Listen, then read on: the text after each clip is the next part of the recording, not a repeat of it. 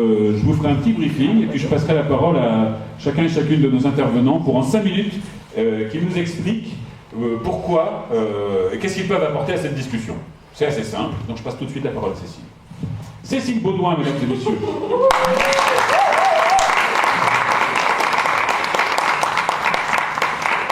Tu parles normalement? Je parle normalement. Ouais. J'ai même pas besoin de bouger comme ça. Voilà. Ok, excellent. Merci beaucoup à toutes et tous d'être venus ce soir à cette réunion publique table ronde. On a voulu ce format participatif, donc à la fois avec plusieurs invités que je remercie vraiment très chaleureusement de leur présence. Certains sont venus d'un peu loin. Louis était à Marseille tout à l'heure, donc ça fait un petit trajet. Dans le but d'échanger en fait avec vous, avec la salle, sur un format participatif. Donc préparez-vous parce qu'on va en effet vous demander d'intervenir, de poser des questions, de nous donner des sujets sur lesquels vous avez envie d'avoir notre avis ou notre retour. N'hésitez pas à venir devant, il reste des petites places. Donc encore une fois, bienvenue. Moi je suis donc Cécile Baudouin, je suis la tête de liste de Brest Insoumise pour cette élection municipale.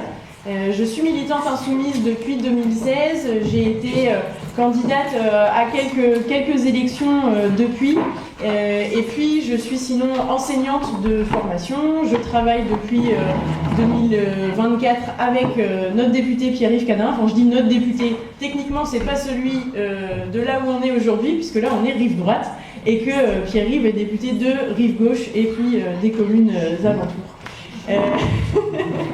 Rive gauche, c'est vrai que c'est classe.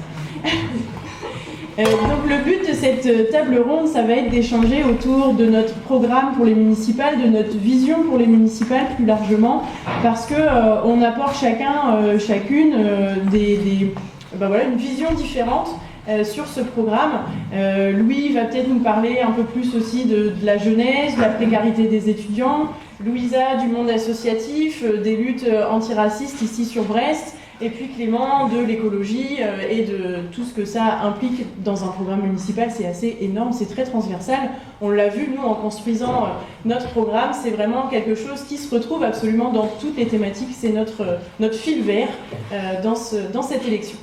Donc voilà, je pense que j'en ai terminé avec cette petite introduction et je vais laisser la parole. Ok, donc le principe de cette soirée, c'est participatif, Cécile vous l'a dit, c'est-à-dire qu'en gros, quand je vais passer dans la salle, et à celles et ceux qui lèvent la main, je donnerai la parole pour que vous puissiez soit apporter un témoignage, soit poser une question à l'un ou l'autre de nos intervenants. Et juste avant, pour motiver la participation, chacune et chacun vont se présenter, et je leur ai demandé d'amener un objet qu'ils vont me donner, que je vais faire circuler dans les bancs du public, histoire que vous sachiez quel est cet objet, le voir, à quoi il sert, ils nous raconteront pourquoi est-ce qu'ils l'ont présenté. Mais juste avant, j'aimerais vous poser une question. Qui sait de combien d'habitants la population a varié à Brest entre l'an 2000 et maintenant? De combien? Donnez un chiffre. 26 ans. Ça fait 26 ans. Il y a une tentative de réponse, vas-y. 6 000 habitants? Qui dit plus, qui dit moins? Il y a des propositions? Oui, je vois, il y a une proposition là. Non? Tu as une idée? Il y a une proposition ici aussi, je crois. Ici, j'arrive. Moi, j'allais dire à peu près. J'ai l'impression que si j'ai du son, c'est bon? J'allais dire à peu près la même chose, à 25% peut-être, 20-25% peut-être. 25% de combien? De la population, on est à combien? Alors, quelqu'un sait combien on est à Brest? 140. Ouais, mais qui triche, il lit tous les dossiers. On est 140 000 habitants, effectivement, à Brest, environ 140 000. Donc, non, pas 25%? Non. Oui, madame? Ah, pardon. Ah oui, désolé. Effectivement, la langue des signes, quand on est devant, ça passe moins bien. Bon, alors en fait, en gros, si vous comparez le nombre d'habitants à Brest il y a 25 ans et 26 ans et maintenant, ça n'a quasiment pas bougé. En fait, il y a autant d'habitants, il y a 140 000 habitants à peu près sur Brest-Ville et Brest-Métropole. Brest-Métropole, c'est 220 000 habitants.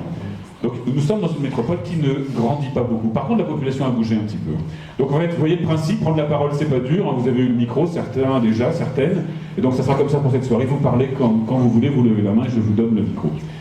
Maintenant, c'est l'heure de parler de nos petits objets et surtout de ce que nos intervenantes et intervenants ont à dire. Je passe la parole immédiatement à Cécile.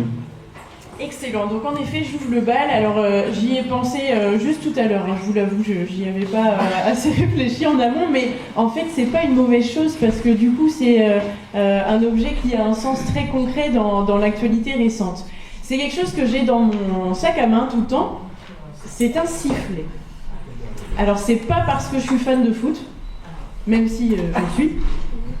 C'est un sifflet que j'ai mis dans mon sac à la fin de l'été 2025 quand des militants insoumis se sont fait agresser en pleine rue après une collecte de solidarité. Et j'y ai pensé tout à l'heure parce que des personnes proches de celles qui nous ont agressés l'été dernier se sont fendues juste hier d'un petit salut nazi devant notre permanence parlementaire, devant notre local de campagne, rue Jean Jaurès. Il était 12h30, voilà, en plein jour, sur le trottoir. Et au-delà évidemment de l'aspect des fois vraiment ridicule que peut avoir ce genre d'interaction, en fait c'était surtout terrifiant. C'est terrifiant dans le sens où c'est une personne jeune qui se sent tranquille, en toute impunité, de réaliser ce genre de geste en plein milieu de la rue, en pleine journée. Donc cet objet, je l'ai choisi parce que à la fois il exprime une vigilance qu'on a entre nous, une solidarité, une envie de se protéger les uns les autres. Et puis, il exprime toute notre opposition totale, la lutte sans répit, sans faille, qu'on va continuer à mener dans cette campagne et dans toutes les autres contre l'extrême droite et ses idées. Et ça m'amène aussi à parler plus largement du programme pour les élections municipales qu'on porte dans son volet antifasciste, antiraciste et engagé fondamentalement pour la paix, que ce soit à Brest ou ailleurs. On a pu en parler juste cette semaine dans le Télégramme, dans la presse, sur ce volet-là. Donc ce qu'on va essayer de mettre en place, c'est par exemple des jumelages solidaires avec des villes qui sont dans des pays en guerre ou dans des pays dans lesquels les peuples sont opprimés par leur gouvernement.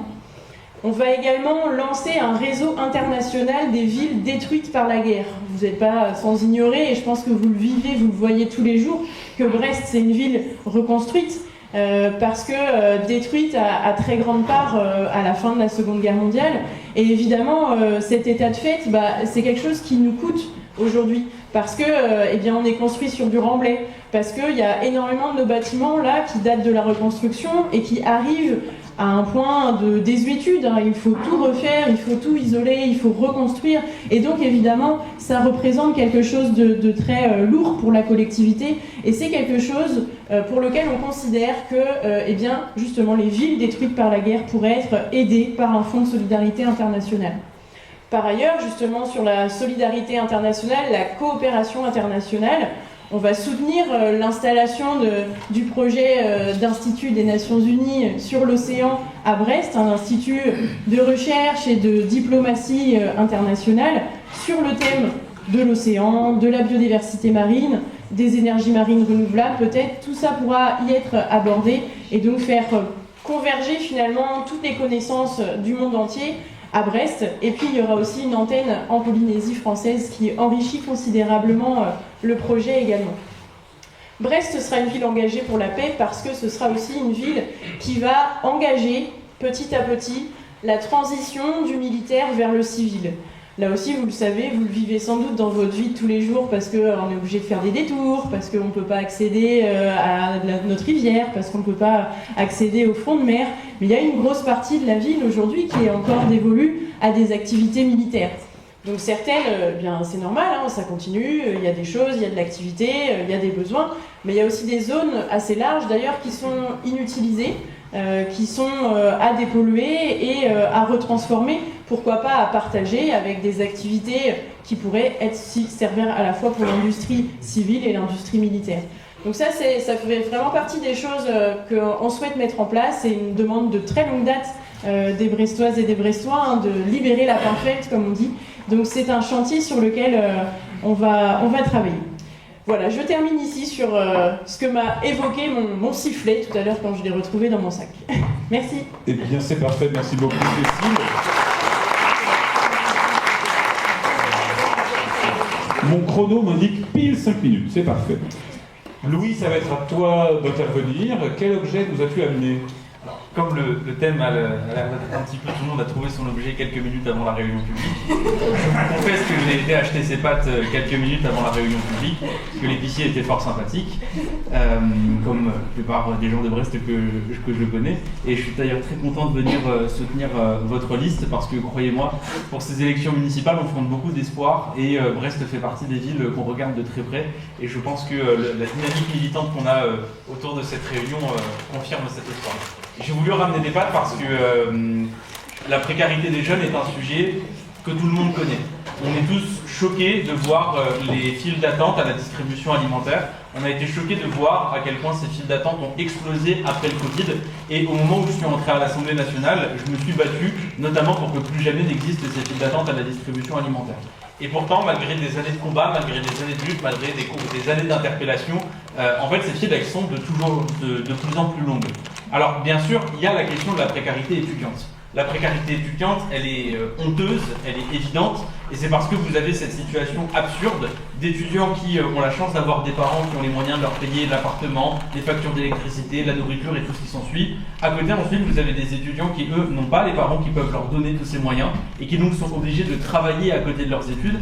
Et vous avez aussi ces étudiants qui, eux, ne sont pas en capacité de travailler à côté de leurs études, parce que ce sont des études qui sont trop longues, trop compliquées, ou tout simplement parce qu'ils sont trop loin du lieu d'études, et donc du coup, ils se retrouvent dans une précarité extrême, et c'est ça qui crée cette file d'attente à la distribution alimentaire.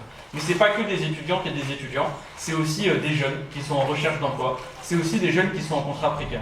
J'ai été choqué de voir la proposition qui a été faite par le MEDEF d'avoir un espèce de contrat jeune qui serait une sorte de CDI mais qu'on peut révoquer à n'importe quel moment, donc qui n'est pas un CDI et qui serait payé moins que le SMIC. Et cette proposition-là, c'est une continuité. C'est une continuité de toute la politique que Macron a mis en place pour l'emploi des jeunes. Parce qu'aujourd'hui, quand vous êtes jeune, c'est difficile de trouver un emploi au SMIC. Déjà, premièrement, parce que vous avez 20% de chômage des jeunes.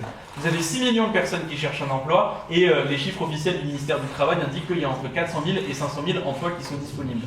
Mais surtout, quand vous êtes jeune, il faut regarder les contrats qui sont à votre portée. Par exemple, il y a des dizaines de milliers de jeunes qui sont en contrat d'engagement jeune. C'est-à-dire un contrat dans lequel vous êtes dans une association ou dans une structure d'utilité publique et vous êtes payé seulement 500 € par mois. Comment est-ce que vous êtes autonome avec 500 € par mois? Mais c'est la même chose pour les contrats d'apprentissage. Et spontanément, quand on pense contrat d'apprentissage, on imagine le contrat de l'apprenti qui va apprendre dans une boulangerie. Mais en réalité, quand on regarde, la majorité des contrats d'apprentissage, ce sont des contrats qui sont faits dans des écoles de commerce ou dans des contrats de vente. Et donc, ce sont des jeunes qui se retrouvent à effectuer un travail salarié, mais pour moins que le SMIC. Et tout ça dans un contexte avec une inflation qui est galopante et avec le prix du logement qui a explosé. Le prix d'une location a explosé. Le prix d'achat d'une maison a été multiplié par 4 ou par 5 en 50 ans. Et donc du coup, on se retrouve à avoir toute une génération qui fait parfois des études longues, parfois pas d'études longues, mais qui se retrouve au moment d'avoir un emploi, à avoir seulement à s'apporter des contrats qui sont des contrats précaires, des contrats qui sont en dessous du SMIC, ou qui, pendant qu'ils sont dans les études, se retrouvent confrontés à une précarité qui est terrible, parce que même si jamais vous travaillez à côté de vos études, c'est globalement ce que disent tous les gens qui sont nés avec une cuillère en argent dans la bouche, bah ouais, ils ont qu'à travailler à côté de leurs études, bah la vérité c'est que même quand vous travaillez à côté de vos études, vous vivez pas au-dessus du seuil de pauvreté. Et cette situation dans laquelle se trouvent les jeunes, tout le monde essaie de l'arranger avec des petits coups de sparadrap. Alors vas-y que je te mets un repas à 1 € par-ci. Alors clairement, le repas à 1 € il fait du bien. Par contre, je tiens à vous alerter. On a regardé les détails sur le repas à 1 €, ça coûte 90 millions d'euros. Le gouvernement n'a aligné que 50 millions d'euros pour le financer. Ça veut dire que les Crous vont avoir 40 millions d'euros à chercher et ils vont les trouver ou en faisant des économies sur l'entretien des cités universitaires ou en augmentant les loyers. C'est ça ce que nous a pondu le Parti Socialiste. Et puis accessoirement, vous avez aussi derrière les augmentations des bourses. Alors vous avez qu'un étudiant sur 3 qui touche la bourse. Et quand vous n'êtes pas boursier, ça ne veut pas dire que vous êtes riche. Mais l'augmentation des bourses, elle ne suit pas l'inflation. Et puis vous avez un petit chèque par-ci, une petite aide par-là. Mais à la fin des fins, ça ne sort pas les jeunes de la précarité. Et je vais terminer sur cette comparaison. La situation dans laquelle se trouvent les jeunes aujourd'hui, c'est peu ou prou la même situation dans laquelle se trouvaient les personnes âgées qui n'étaient plus en capacité de travailler avant qu'il existe le système de retraite par répartition. C'est-à-dire que quand vous étiez une personne âgée qui n'était plus en capacité de travailler, vous dépendiez de votre fille, de votre fils, pour pouvoir subvenir à vos besoins. C'est-à-dire que vous dépendiez de la solidarité familiale. Quand vous aviez des enfants qui étaient riches, la retraite était heureuse. Mais quand vos enfants n'avaient pas les moyens de subvenir à leurs propres besoins, alors vous étiez une personne âgée qui était dans la misère. Et on a voulu passer d'une solidarité familiale à une solidarité sociale et nationale. Et c'est ça qu'a fait la sécurité sociale avec le système de retraite par répartition. La situation dans laquelle se trouvent les jeunes est exactement la même. C'est-à-dire qu'au moment où vous vous insérez dans la société, où vous trouvez votre place long terme dans la société, c'est un moment où tout dépend de votre niveau de revenu, de votre capacité à pouvoir étudier, travailler, rechercher un emploi ou une formation. Et en fait, votre situation dépendra de la solidarité familiale. Sauf que quand on a 10 millions de personnes qui vivent sous le seuil de pauvreté en France, 30% d'enfants par ailleurs, et que en fait, le temps et l'énergie que vous pouvez y mettre dépend de la solidarité familiale, eh bien je dis que oui, vous vous retrouvez dans la même situation que les personnes âgées à l'époque. Et c'est pour ça que nous, on propose de passer d'une solidarité familiale à une solidarité sociale et nationale. Et c'est pour ça qu'on propose un revenu pour tous les jeunes. Parce que si jamais vous voulez vraiment que la promesse de liberté, d'égalité et de fraternité, qui est inscrite sur tous les bâtiments publics dans lesquels on dit aux jeunes que la méritocratie existe et compagnie, et si jamais vous voulez vraiment sortir les jeunes de la précarité, eh bien il va falloir avoir cette nouvelle branche de la sécurité sociale, et avec ça on pourra rajouter de la crème dans les pâtes, ça fait toujours plaisir, et puis on sortira les jeunes de la précarité. En tout cas, voilà la proposition que nous portons. Merci beaucoup, Louis.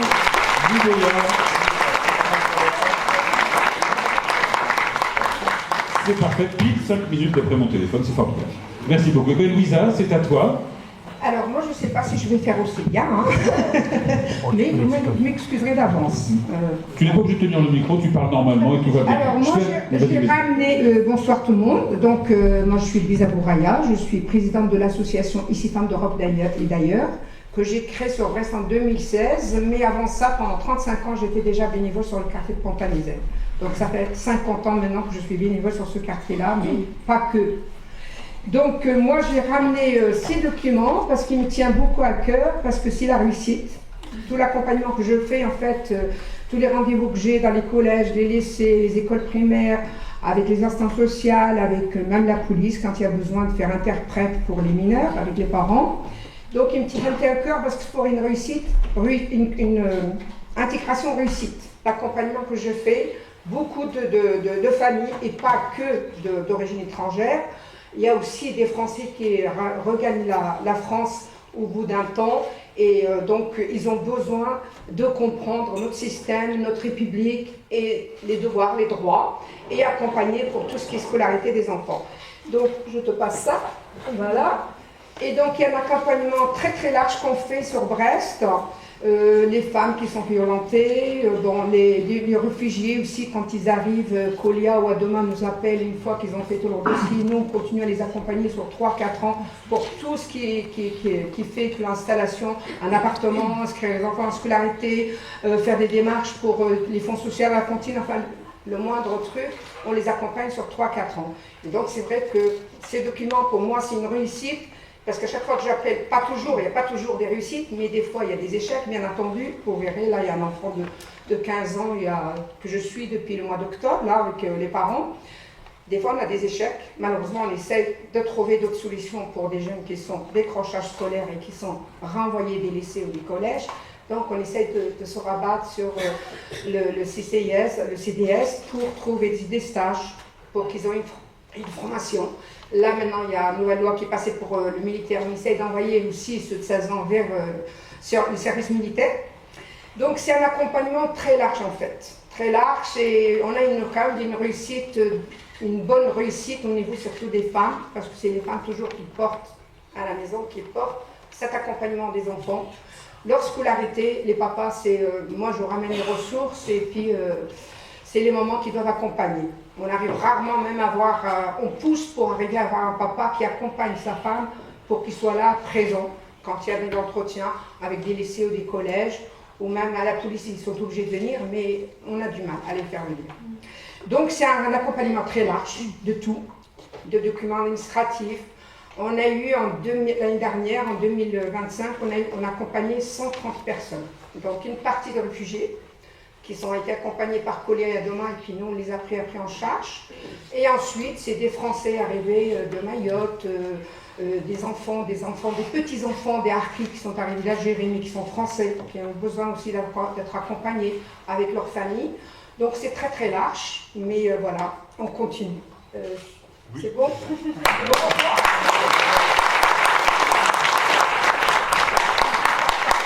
Merci. Merci beaucoup, Louisa, c'est parfait. Pile 5 minutes après mon téléphone. C'est quand même magnifique, je trouve. Bravo. Eh bien, maintenant, je parle plus, je passe la parole à Clément Sénéchal qui va nous exposer son petit objet et puis ce pourquoi il est venu ce soir. Merci Louisa, merci à toutes et tous d'être venus ce soir. Moi, je ramène une plume. C'était chez Pierre-Yves, chez le député Cadalin. Je ne sais pas ce que ça foutait là, mais c'était là. Je ne sais pas ce qui est arrivé à l'oiseau qui était au bout de cette plume.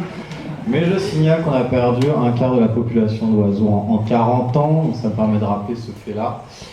Et pour vraiment inverser cette tendance, je suggère de plumer les bourgeois. Et c'est pour ça que j'ai fait ça.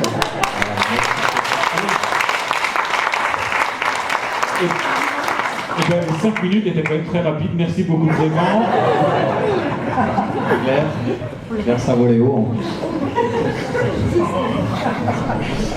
Non, pour revenir un peu sur des choses sérieuses, moi je considère que l'élection municipale est un moment fondamental pour politiser les enjeux du quotidien.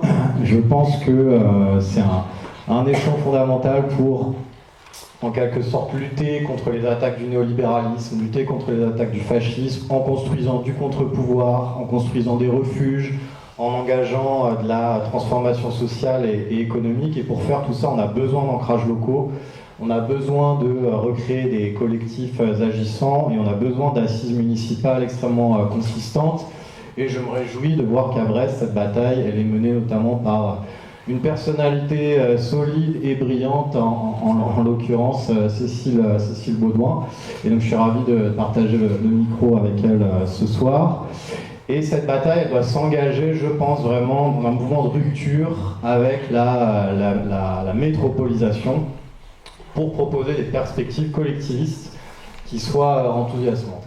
Alors par métropolisation, j'entends là, c'est toutes ces politiques d'attractivité ou de rayonnement. Et en fait, la métropolisation, c'est pas simplement un mode d'urbanisation naturel ou neutre. La métropolisation, c'est l'expression géographique en fait du capitalisme et la forme politique de son emprise territoriale. Et grosso modo, ça signifie une concentration des richesses, une concentration des fonctions économiques et politiques, une concentration des élites au sein de grands centres urbains qui sont aujourd'hui mis en concurrence. Et donc ça veut dire quoi? Ça veut dire une hausse des prix de l'immobilier, ça veut dire de la gentrification sociale, ça veut dire de la stratification résidentielle de plus en plus hétérogène. Et sur le plan environnemental, ça veut dire de l'étalement urbain, de l'artificialisation massive, ça veut dire l'intensification des flux de matières et de marchandises qui viennent de plus en plus loin. Et ça veut dire la promotion d'un mode de vie qui, en lui-même, de toute façon, exerce une pression insoutenable sur les milieux naturels. Et il se trouve qu'il existe une écologie, que moi j'appelle une écologie métropolitaine, qui est en fait parfaitement soluble dans ce processus néolibéral et qui est mise au service, en réalité, des classes supérieures. Et donc l'écologie métropolitaine, ça va être par exemple les écoquartiers haut de gamme qui vont servir à faire du nettoyage social. Ça va être les îlots de fraîcheur décoratifs et la piste cyclable en bas des immeubles UP. Ça va être les fermes urbaines où la progéniture HPI des classes supérieures va pouvoir aller se distraire. Ça va être les tiers-lieux un peu chics, on va s'encanailler entre bourgeois sensibilisés. Ça va être les ZFE taillés pour les Tesla. Et en fait, tout ça, c'est une écologie qui vient renchérir la valeur des actifs et qui mécaniquement crée de la gentrification sociale et de l'exclusion, et on va repousser aux marges des gens qui n'ont plus les moyens en fait pour vivre dans ces centres-villes de carte postale. Et donc ça, c'est un peu le bilan en fait des municipalités écolo-PS qui sont sorties de la soi-disant vague verte en 2020, où en fait on a eu un vivier électoral de bourgeois de centre-ville qui s'est dit mais l'écologie ça peut être un atout pour valoriser mes propres actifs et mon cadre de vie. Donc pour m'extraire en fait de la responsabilité d'un système économique dans lequel j'occupe des positions de direction. Et le bilan des mairies écolo-PS, c'est qu'en fait, elles sont dans l'accompagnement de ces dynamiques, qui parfois les renforcent beaucoup plus que dans un mouvement de rupture par rapport à cette dynamique de la métropolisation. Je peux continuer un tout petit peu Il y a des leviers qui sont importants sur le plan écologique au niveau municipal. Il y a l'aménagement du territoire, donc limiter l'étalement urbain, protéger les milieux naturels et agricoles, densifier intelligemment où il y a besoin, mettre des règles environnementales drastiques dans les PLU, c'est sur les transports, favoriser la mobilité douce et la mobilité partagée. C'est sur le bâti, notamment le bâti municipal, la rénovation thermique, un usage sobre de l'énergie sur le chauffage par exemple, ou l'électricité et l'éclairage public. C'est sur l'alimentation aussi. Est-ce qu'on privilégie, est-ce qu'on a des cantines végétariennes avec une option végétarienne? Est-ce qu'on privilégie l'agriculture industrielle ou l'agriculture de proximité? C'est aussi tout ce qui touche à l'économie circulaire, puisque le traitement des déchets fait partie de la compétence municipale. Bon, il y a des politiques environnementales à mettre en œuvre, mais en fait, il faut absolument qu'elles soient enchâssées dans la question sociale, et il faut qu'elles irriguent la lutte des classes au niveau municipal, qui est une lutte des classes qui est peut-être un peu discrète, mais qui est on ne peut plus concrète. Et typiquement, sur la question fiscale, ça veut dire, est-ce qu'on utilise le levier de la taxe foncière, ou plutôt le levier de la taxe sur les résidences secondaires? Est-ce qu'on privilégie l'immobilier privé ou le logement social? Est-ce qu'on applique la loi Elan de plafonnement des loyers ou pas? Est-ce qu'on a les quotas prévus par la loi ANRU sur le HLM? Est-ce en ce qui concerne l'alimentation, on a des expérimentations du type sécurité sociale, puisque tu en as parlé Louis, sécurité sociale de l'alimentation aussi? Est-ce qu'on ouvre des épiceries municipales pour endiguer l'emprise des supermarchés? Est-ce que la priorité budgétaire, elle va au CCAS ou au contraire aux politiques d'événementiel et d'attractivité? Est-ce que par ailleurs on a des politiques répressives de vidéosurveillance, d'armement de la police municipale, d'arrêtés anti-regroupement, ou au contraire on va vers la création d'une citoyenneté municipale qui offre une protection politique aux démunis et aux sans-papiers? Donc voilà, c'est toutes ces choses-là, et je pense que ce moment-là, surtout en amont de l'élection présidentielle, qui va être peut-être la plus importante de la Ve République, à mon sens, c'est le moment de poser ces jalons-là, c'est le moment de proposer et de s'opposer, c'est le moment d'une clarification idéologique aussi avec le bloc bourgeois et avec ses appareils de gauche, j'ai pas besoin de les nommer. Et c'est le moment de reprendre le travail de terrain, et c'est le moment de désembourgeoiser l'écologie. Pile 7 minutes comme d'habitude, c'est formidable.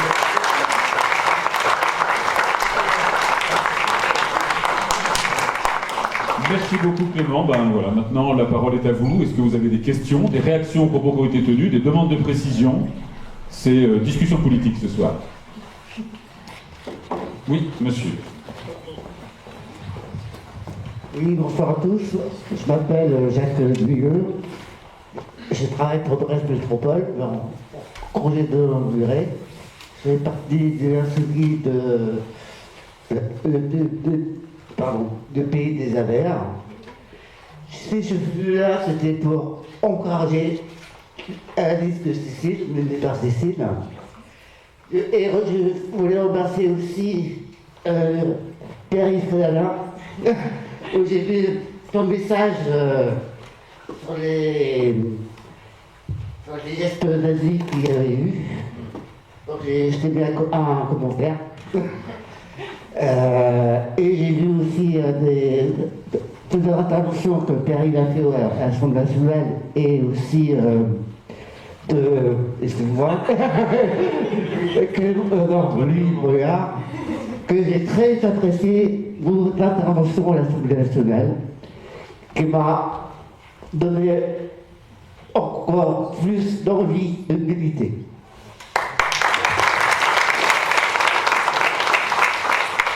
Merci beaucoup, merci. C'est toujours bien de commencer avec des petits compliments, moi j'adore. Y a-t-il des réactions?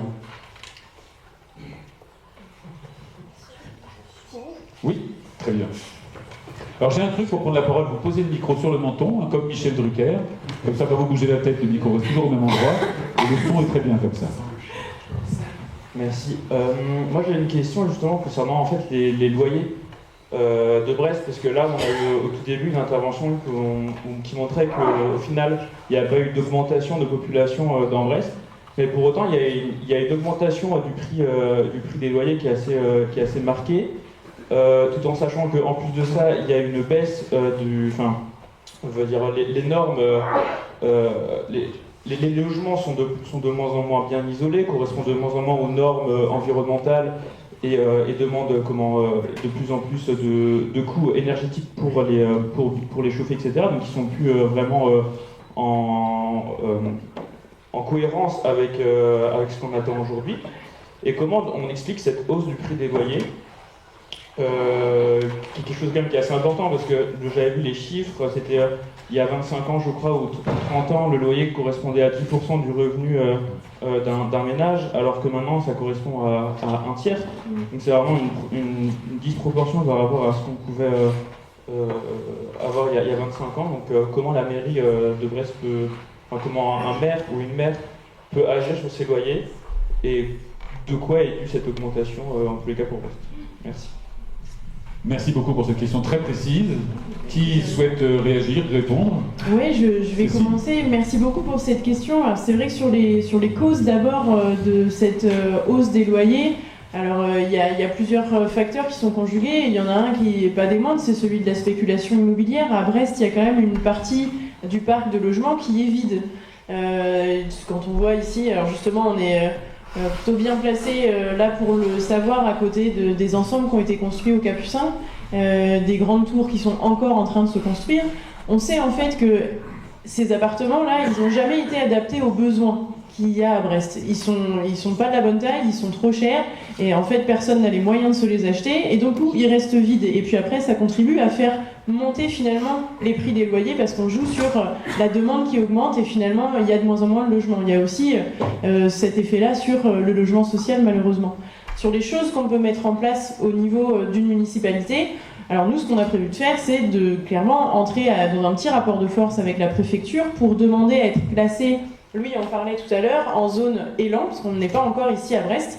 Et cette classification en zone tendue, en fait, elle va nous permettre après de réguler les loyers, c'est-à-dire de plafonner les loyers, de dire par exemple, dans telle zone, dans tel quartier, on n'a pas le droit de louer le mètre carré plus haut que tel prix.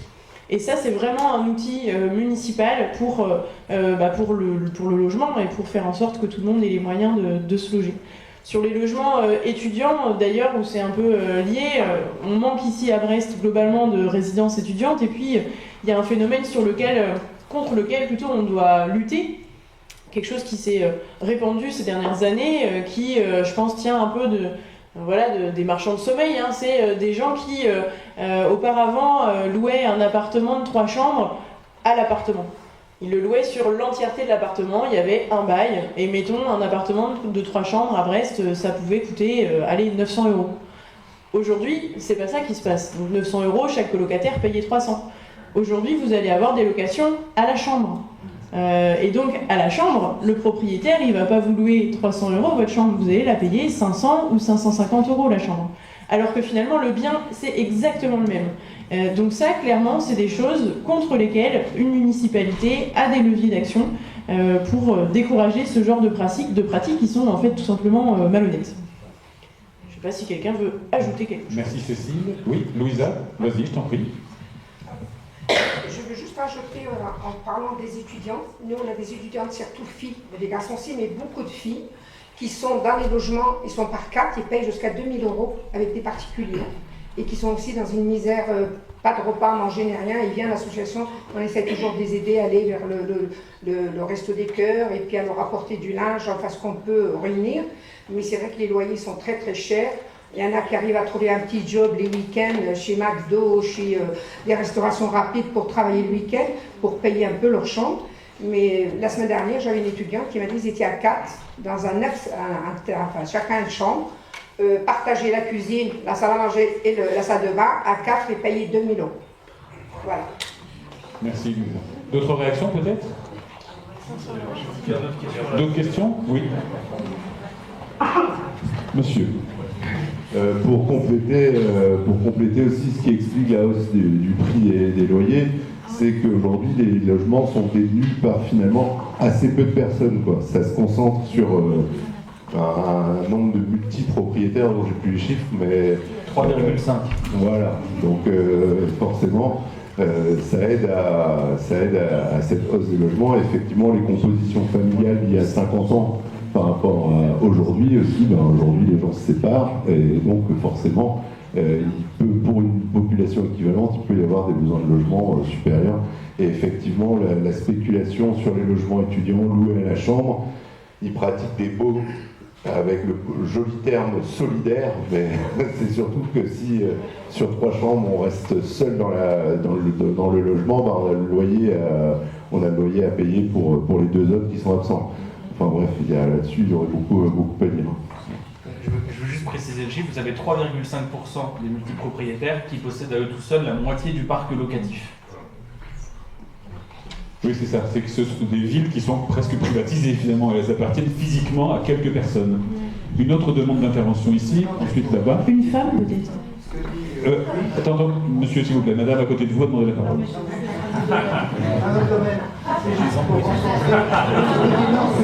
Ce que dit Louis, c'est des sociétés financières d'actions immobilières. Moi, quand tu dis multipropriété, c'est ça. Et c'est ça qui est grave. Toute la région, c'est 3,5% des centres-villes, des grandes villes. J'ai la parole. Oui, moi je voulais poser une question par rapport au fait que tous les documents d'urbanisme, les plus des SCOT, viennent d'être votés là actuellement.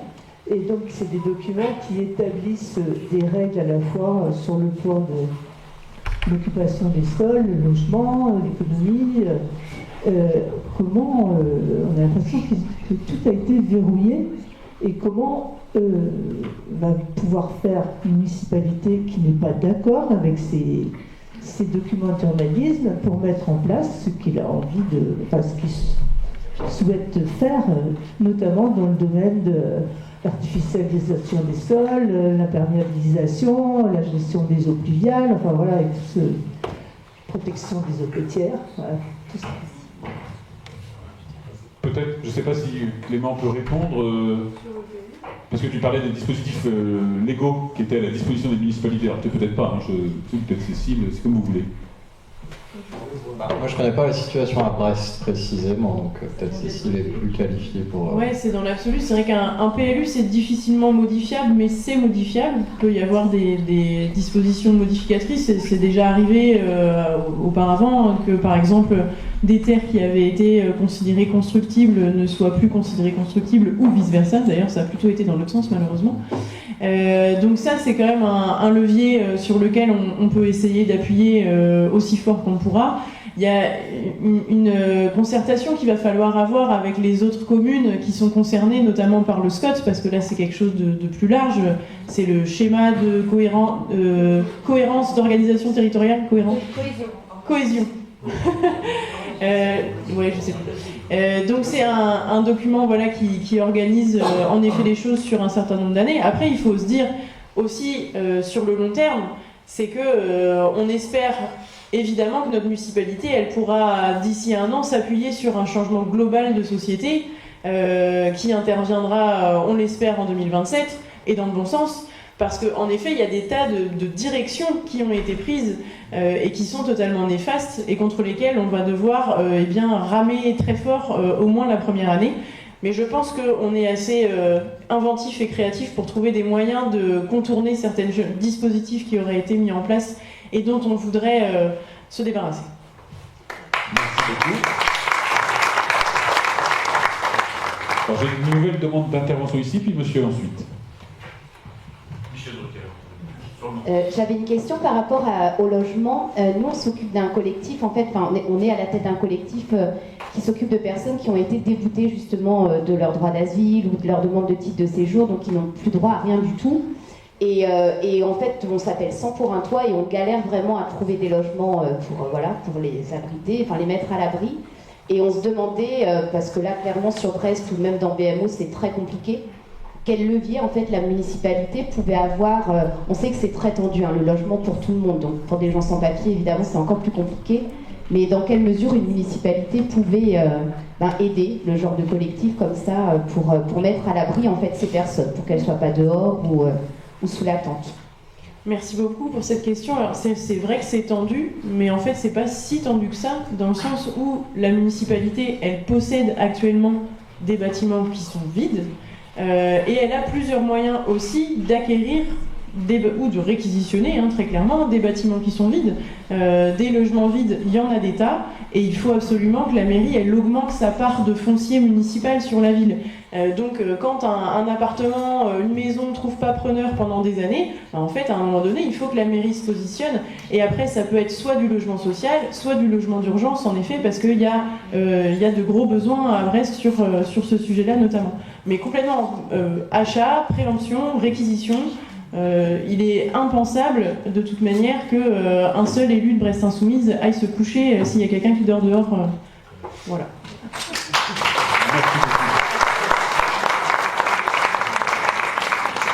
Une question ici, ensuite là-bas. Monsieur? Bonsoir. En fait, j'ai deux questions en forme de témoignage. Ok. Deux questions en forme de témoignage. Donc, premièrement, je suis venu sur Brest il y a 3 ans pour mes études, donc là j'ai fini mes études il y a peu. Et donc moi j'ai eu la chance d'avoir été boursier, d'avoir eu ma famille qui m'aide. Donc heureusement que j'avais ce poids en moins financier. Et quand je voyais autant de mes amis, certains qui avaient des difficultés, je m'estimais heureux. Donc comment une municipalité insoumise peut faire en sorte d'améliorer le quotidien, même si à l'échelle d'une mairie, la mairie n'aura pas toutes les possibilités pour endiguer ce phénomène, parce que faut penser ça, il faut que cette politique soit menée au niveau national, ce qui est vraiment ce qui manque clairement au niveau national. Et donc comment une municipalité insoumise peut mener cela. Et aussi là ça va être plus un témoignage, mais ça peut être aussi sous une forme de question, mais depuis plusieurs mois, même plusieurs années, au niveau national et même à Brest, on a une menace de l'extrême droite, notamment sur tout ce qui est étranger, les migrants, etc. Et moi, surtout, qui né en France, d'une famille d'origine algérienne, j'ai la double nationalité. En fait, je vois un peu ces discours assez menaçants. Et moi, clairement, depuis plusieurs mois, j'envisage clairement de quitter la France. Et moi, clairement, 2027, ça va être vraiment un point de bascule. Parce qu'en fonction de qui, en fonction de quel parti va être au pouvoir, de quel parti aura la majorité. Et moi je vous dis ça clairement avec ça me fait mal au cœur de dire ça, parce que j'ai vécu en France, j'ai clairement l'État a investi entre guillemets dans mes études, dans plein de choses. Et comment à l'échelle d'une mairie, la France insoumise peut instaurer un climat plus sain, parce que clairement ça fait peur en fait. Merci beaucoup. Merci. Qui veut réagir? Louis. Je vais répondre, mais moi je vais faire côté national, bon courage pour le local. Déjà, premièrement, sur la question de la précarité étudiante, en vrai, en proposant le revenu étudiant, c'est une bataille idéologique que l'on est en train de mener. Il ne faut pas croire qu'à l'époque, dans la gauche, la bataille pour le système de retraite par répartition, il a été facilement gagné. Et quand vous expliquez qu'il faut un revenu étudiant, vous avez plein de gens qui vous regardent un peu de haut, qui vous disent c'est fantaisiste, ça n'existera pas. Je ne suis pas d'accord. À l'époque, il y avait des gens qui disaient la retraite, ça n'existera pas, c'est fantaisiste. Et il y a des gens qui se sont battus pour et qui ont mené une bataille culturelle. Et pour le coup, en le rabâchant à chaque intervention, je contribue à mener cette bataille culturelle parce que j'ai besoin que vous aussi, mes chers camarades, vous le portiez, parce que sinon, on ne peut pas corriger la précarité des étudiants. C'est pas possible en fait. À chaque fois, on colle du sparadrap et compagnie et on s'en sort pas. Et pour le coup, là, je vous en donne mon opinion, mais je connais le cabaret à côté, je sais que ce sera le cas aussi. On attend beaucoup de choses d'une municipalité insoumise dans la France de Macron. La réalité, c'est que les mairies, en fait, elles ont eu beaucoup de baisses de budget. Et ne serait-ce que pour assumer leurs propres compétences, c'est déjà difficile. Et donc du coup, je crois que en plus de toute la bonne volonté et de toutes les astuces qu'on a, parce qu'on est des rigoureux à la France Insoumise, je pense que le rôle d'une municipalité insoumise, c'est aussi d'accompagner les luttes et d'accompagner les mouvements de solidarité. Parce que la vérité, c'est que quel est le meilleur moyen de pouvoir aider les étudiants qui sont au fond de la galère? En fait, c'est les associations qui font des distributions alimentaires et c'est des gens qui bénévolement prennent de leur temps et compagnie. Mais en fait, quand vous avez une association qui est accompagnée par la municipalité et une association qui ne l'est pas, ça fait clairement la différence. Et après, ensuite, sur la question de l'extrême droite, qu'on se le dise franchement, en tant que militant de gauche, ça a été une grande question qu'on s'est posée quand on a vu l'hégémonie culturelle qui était en train d'obtenir l'extrême droite dans notre pays, qui sort pas de nulle part. Quand vous avez 9 milliardaires qui possèdent 90% de la presse, dont un tout seul qui s'appelle Bolloré, qui possède presque la moitié, et qu'ils assument de mener un combat civilisationnel pour mener une propagande ouvertement raciste, ouvertement islamophobe. Enfin, il y a des témoignages d'anciens journalistes de CNews qui disent, le rédacteur chef disait aujourd'hui je me fais du musulman, du musulman, du musulman, du musulman. Et c'est ça qui donne cette ambiance dans le pays, qui pour le coup est une ambiance qui a toujours existé aussi, parce que la France n'assume pas une grande part de son histoire coloniale et ça contribue à la structuration du racisme en France, on pourrait en rediscuter encore après, mais quand la gauche se pose la question de comment affronter l'extrême droite, vous pouvez la prendre par deux bouts. Vous pouvez la prendre par ah oui non mais les gens d'extrême droite c'est des gens qui ont été déçus par la gauche, ah non mais les gens d'extrême droite, d'une certaine manière en étant un peu infantilisant avec eux. Moi je pense qu'il ne faut pas faire ça.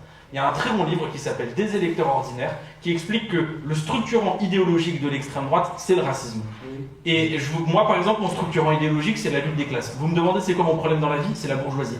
Et j'ai un modèle de pensée politique que je suis capable d'argumenter et de défendre, et qu'on défend depuis des siècles. Moi, c'est ça mon modèle de pensée, c'est sur ce fondement idéologique que je me bats. Eux, c'est sur un autre fondement idéologique, c'est le racisme. C'est quoi le problème du logement? C'est qu'il y a trop d'étrangers qui ont des logements. C'est quoi le problème avec le manque de budget d'État? C'est qu'on donne trop d'aide aux étrangers. C'est quoi le problème avec l'insécurité dans la rue? Ah, c'est l'immigration, c'est les noirs, c'est les arabes. C'est quoi le problème avec le fait que vous n'ayez pas suffisamment de moyens dans votre école? Ah, en fait, c'est le café où il y a tous les noirs et les arabes qui a récupéré tout l'argent dans l'école. C'est ça leur lien idéologique. Et donc, comment est-ce qu'on fait pour combattre l'extrême droite? Déjà, regardez la montagne qu'on a en face de nous. Hein. Nous, les insoumis, vous avez vu, on est des militantes et des militants.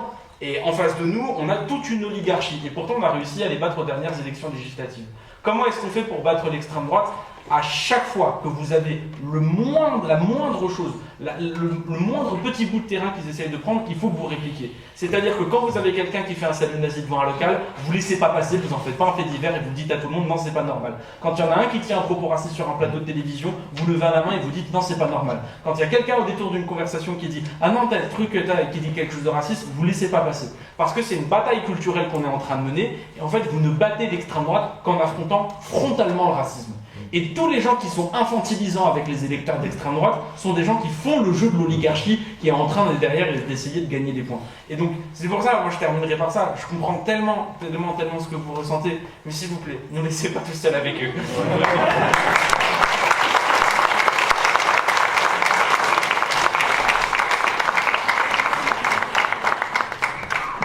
Merci beaucoup, merci beaucoup. Il y a d'autres réactions? Oui, Louisa, vas-y. S'il te plaît, je voulais juste réagir pour monsieur. Si ça peut vous consoler, je suis d'origine algérienne aussi.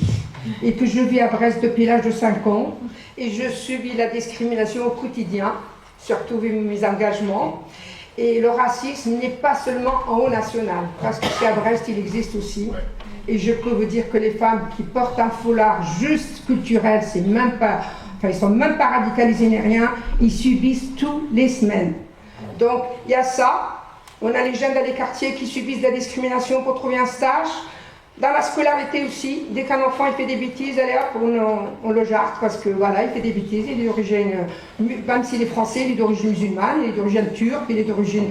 Voilà. Donc, le racisme, il est au quotidien. Et malheureusement, moi je dirais, on est à une époque où on ne peut rien faire. On se bat seul. Parce qu'au niveau de l'État, ils ne font rien. Les plaintes sur plaintes n'aboutissent pas. Ils sont automatiquement classés. Donc, vous voyez, ça me révolte autant que vous. Mais malheureusement, il faut continuer à se battre avec des politiciens qui peuvent nous aider une fois qu'ils sont élus. Merci.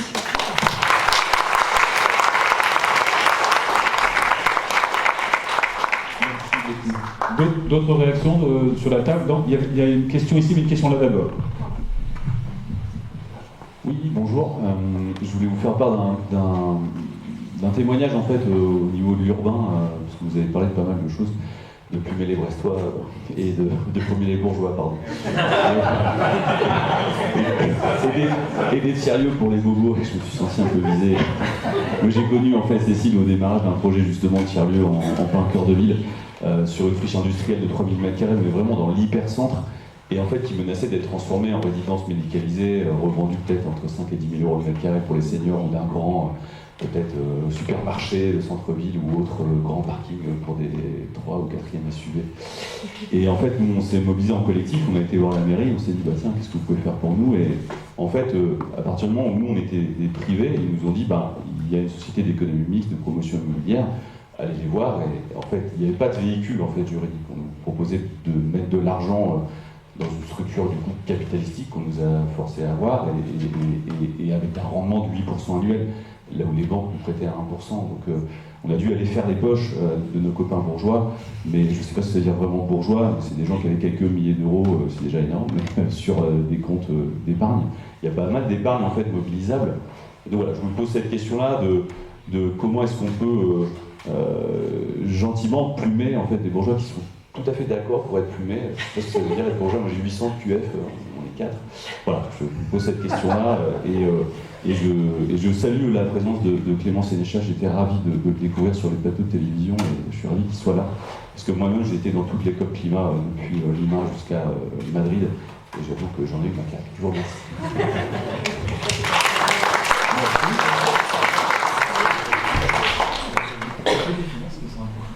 Alors, définir un bourgeois, non, c'était pas la question qui était posée là.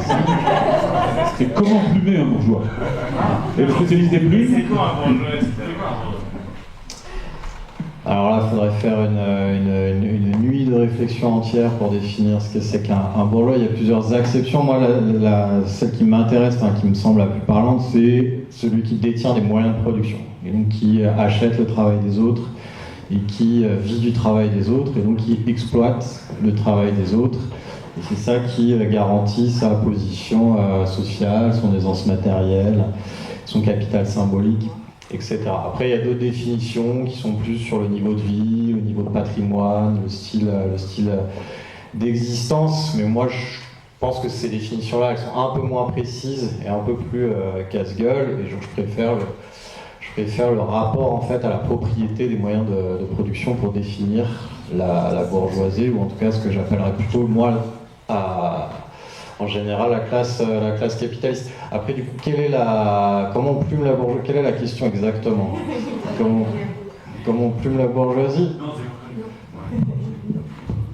Oui, alors on parlait de la baisse, notamment au niveau municipal, des collectivités locales, des moyens mis par l'État. Donc là, on est dans une élection municipale, il y a de l'argent dans la poche de pas mal de monde, et il y a des gens qui sont prêts en fait à mettre de l'argent, mais pas forcément prêts à le perdre et à perdre toutes leurs économies durement gagnées sur des placements qui peuvent, éventuellement à la sortie, vu la prise de risque, rapporter 2-3%. Là où ici la municipalité n'avait pas de véhicule par exemple et proposait quelque chose à 8%, parce que nécessairement comme c'est des privés qui mettent leur argent, c'est nécessairement censé faire 10%. Donc c'était hyper compliqué pour nous par exemple d'aller convaincre la municipalité que non, on était juste des citoyens, on avait un peu de sous et on était prêt à les mettre dans un projet à vocation citoyenne solidaire, quand bien même c'était dans le centre-ville. Et voilà tout. Donc c'est un peu ça cette question, c'est qu'est-ce que vous pouvez proposer dans ce sens-là, de trouver des véhicules qui permettent justement de financer avec l'argent des Brestois. Il y a une partie, je crois, aussi du financement du tram, où on a appelé les Brestois à mettre un peu de sous sur une forme de crédit municipal. Je ne sais pas ce que c'était, mais voilà, c'était ça ma question. Oui, carrément. Il y a en effet quelque chose à imaginer sur l'appropriation déjà des Brestoises et des Brestois de certains lieux de la ville qui sont actuellement laissés à l'abandon, et il y a la question sur la forme que ça peut prendre au début, et puis au final sur le résultat après qui est tangible. Il y a un truc que la municipalité a lancé l'année dernière, c'était les lieux à réinventer.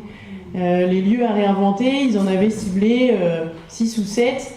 Et alors notamment, moi celui qui m'a fait quitter parce que je connais bien l'endroit, c'est l'ancienne gare de Saint-Pierre, le petit bâtiment du coup. Et sauf que dans les projets à réinventer, donc c'est un bâtiment qui est là, mais qui est en ruine totale. Si on veut y faire quoi que ce soit, il va falloir y mettre de l'argent et beaucoup de travail. la municipalité aidait chaque porteur de projet à hauteur de 5 000 € pour chaque projet. Donc en fait, à partir de là, j'ai vu ça, je me suis dit, mais c'est un truc, une initiative de com pure et simple, dont il va en fait jamais rien sortir, parce que, sauf évidemment à tomber du coup sur des gens, sur des bourgeois qui ont du patrimoine et qui vont pouvoir mettre en effet en fait 5 000 € fois 3, 4, 5, 6 et encore plus pour certains endroits. Les citoyens et les citoyennes ordinaires ne vont absolument pas pouvoir se saisir de cette opportunité-là. Donc en effet, à partir de là, qu'est-ce qu'on fait?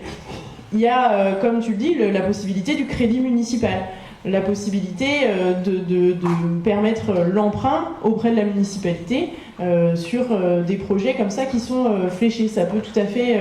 c'est pas quelque chose qu'on a mis dans le programme à l'heure actuelle, je le dis très nettement, parce que ça nous semble pour l'instant être à un état un peu embryonnaire.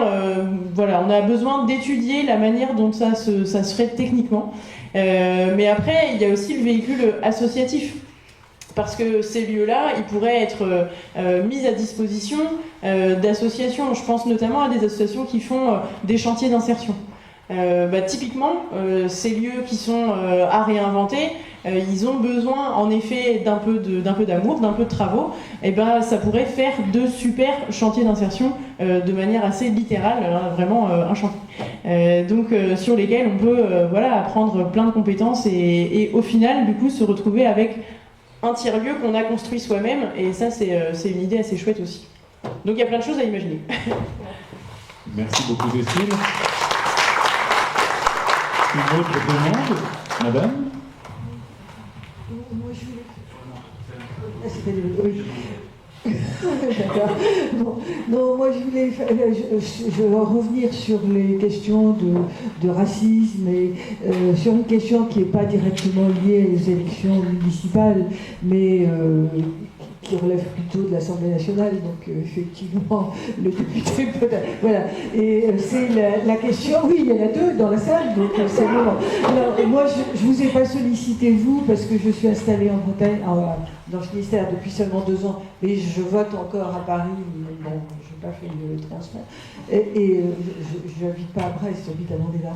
Et donc, la question, c'est la loi, le côté effrayant de la loi Yadan. Enfin, c'est quelque chose, je ne sais pas si tout le monde a bien conscience. Moi, j'ai diffusé l'appel de l'association France-Palestine à envoyer à ses députés.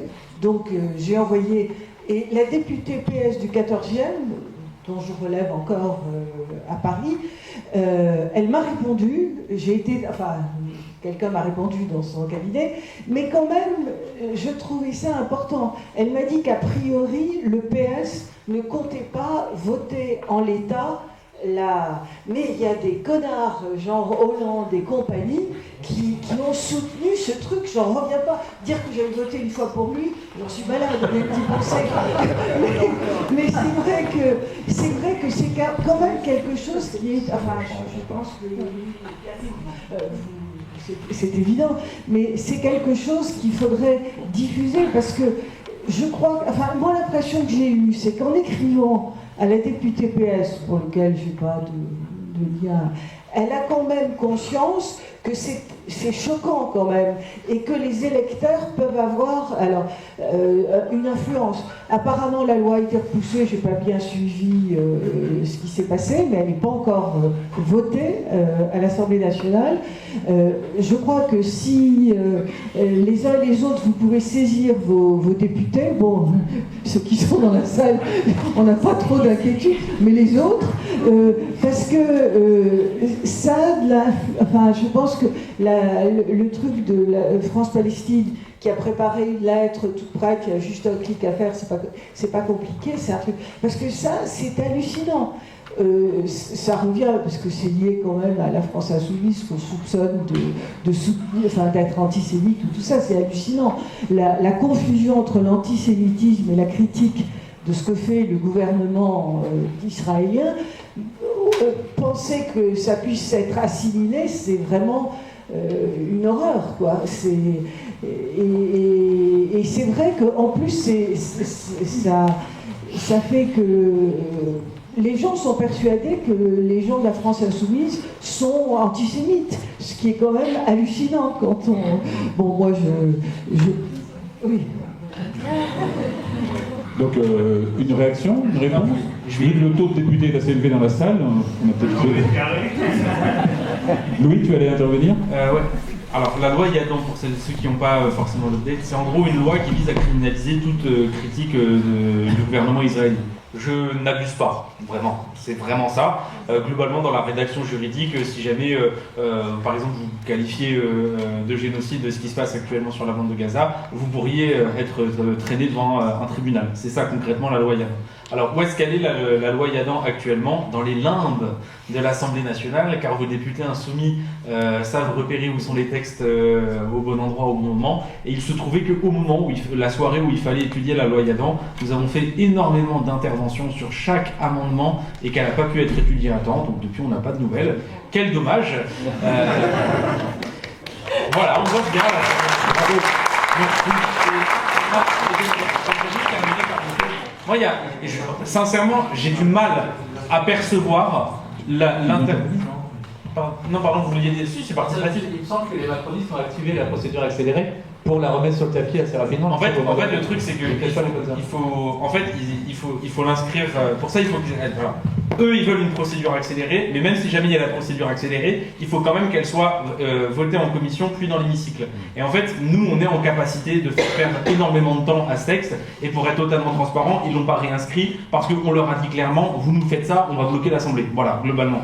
On leur a fait passer le mot. Et donc depuis, moi, j'ai pas revu ce texte passer dans l'ordre du jour de l'Assemblée nationale.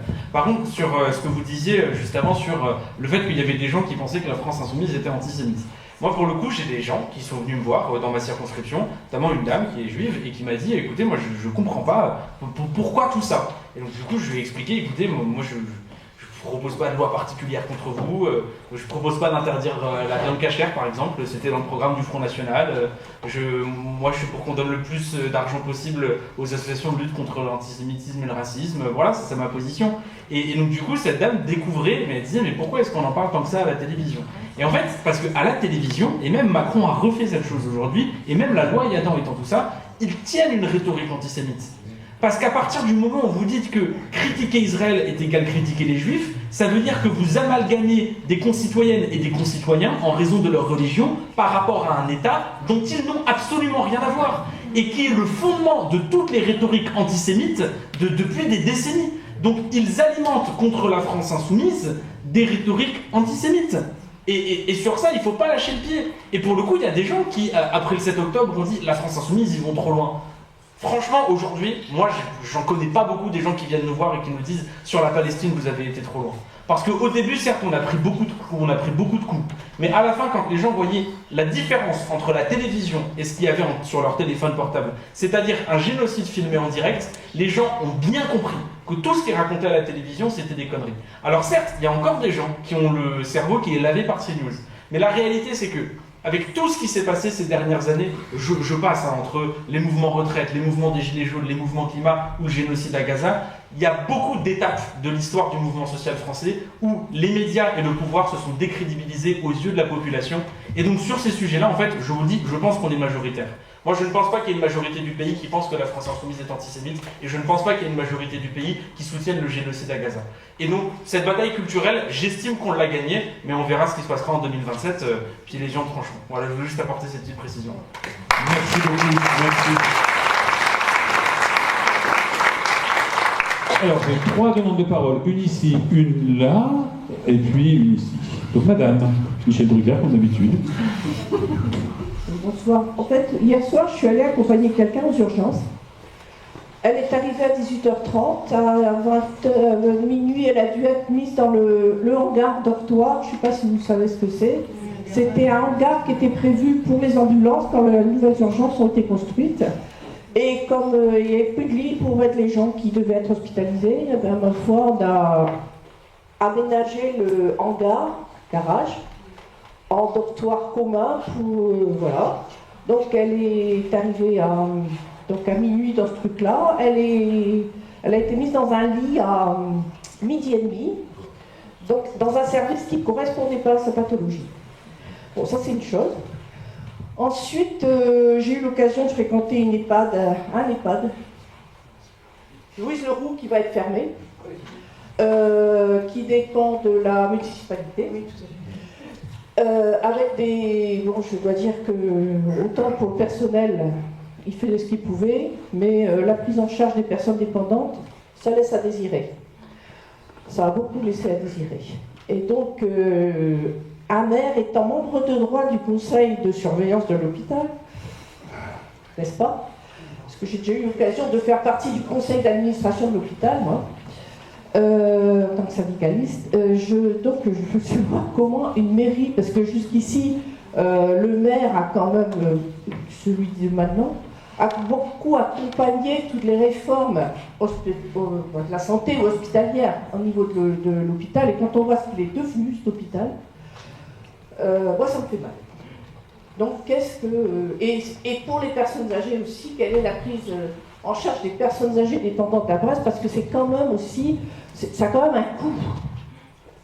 Ça a quand même un coût. Sachant que les EHPAD ont été créés en supprimant des lits d'unités de soins de longue durée qui dépendaient de la Sécu. Donc, une manière de faire des économies à la Sécu, c'était de supprimer ces lits en créant des EHPAD avec, après c'est un financement plus différent, quoi. Mais voilà, donc, quel est votre projet au niveau de la municipalité, au moins là où vous pouvez agir? Mais avant peut-être qu'il y ait des réponses, peut-être vous êtes syndicaliste, vous avez siégé au conseil d'administration de l'hôpital, vous avez peut-être des idées. Parce qu'à un moment... J'ai plus d'idées que je l'acte là-dessus. Pas alors. Et donc la question est envoyée à notre brochette d'intervenantes et d'intervenants. Ah, je suis pas certaine que vous ayez plus d'idées. Je suis sûre qu'en discutant, on pourrait en trouver quelques-unes. C'est vrai que donc le ou la maire de Brest est même présidente du conseil de surveillance du CHU. Et donc à cet égard, il a un pouvoir, un droit de regard, de poser des questions, d'appuyer un peu là où ça fait mal, chose que, en effet, François Culian n'a absolument pas fait sur les dernières années. Il est dans une espèce d'accompagnement silencieux, il dit oui, et il va absolument pas gratter là où il sent qu'il y a des incohérences. Il va absolument pas, par exemple, faire remonter à la direction de l'hôpital le genre de situation dont vous parlez, ou des tas d'autres dont nous, par exemple, au cabinet parlementaire, on a été témoins parce qu'on nous les a racontés. Il ne va pas non plus gratter quand, par exemple, la direction du CHU aujourd'hui dit au ministre des Armées « Oui, on serait tout à fait capable d'absorber le flux de l'hôpital des Armées si il y avait un conflit et si l'hôpital des Armées était occupé ailleurs. » La direction du CHU le dit au ministre. Elle dit « Si, il n'y a pas de souci. » Alors que leurs urgences sont déjà saturées, qu'il y a déjà des gens qui dorment dans les garages, comme vous l'avez dit, et que la situation est globalement extrêmement tendue. Et donc ça, clairement, une mairie et une maire insoumise, elle ne laisserait pas passer ce genre de choses sans rien dire, sans aller appuyer là où ça fait mal et demander, alors pour le cas du CHU, des moyens supplémentaires humains et financiers pour accompagner les patients du mieux possible. Et puis également, puisque le sujet de départ était, l'autre sujet, c'était les EHPAD municipaux, en y mettant également davantage de moyens humains et financiers pour accompagner dignement les personnes en état de dépendance dans ces établissements. Et ça, c'est clairement une politique de santé qui fait sens, parce qu'on dit ça coûte cher. Ça a un coût, certes, ça a un coût, c'est sûr, personne ne va le nier, mais non seulement le coût humain que ça représente, il est moralement, éthiquement beaucoup plus élevé quand on laisse les gens dormir dans les couloirs ou dans les garages, ou qu'on laisse les gens en pyjama toute la journée ou sans toilette parce que les soignants ils n'ont pas le temps de faire le tour de toutes les chambres. Ce coût humain-là, c'est sûr qu'il ne s'évalue pas en euros, mais par contre, il est très élevé. Et en plus, si on garde l'œil encore une fois sur les finances, quelqu'un qui tombe malade, il coûte plus cher à soigner que quelqu'un qui ne tombe pas malade, quelqu'un qui est bien accompagné avant, pendant sa dépendance, quelqu'un qui est bien nourri, quelqu'un qui a des occupations, et ben en fait il est moins malade et il coûte moins cher à la sécurité sociale aussi.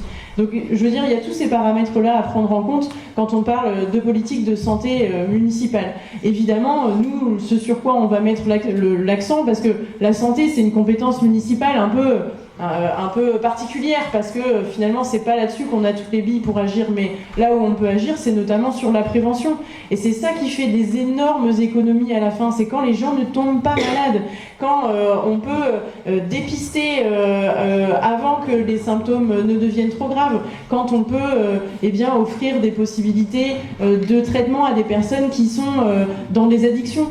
Ça clairement ce sont des choses qu'on pourra mettre en place en tant que municipalité.